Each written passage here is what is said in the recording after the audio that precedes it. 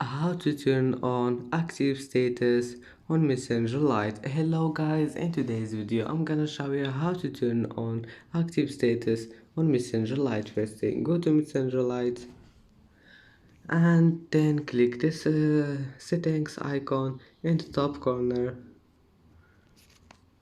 and after you click on it you will see this one here, active status. Click on it, and now all you need to do to turn it on, just click on this one showing you are active, and as you see active status has been turned on. And that's how to turn on active status on Messenger Lite, and that's it for today's video.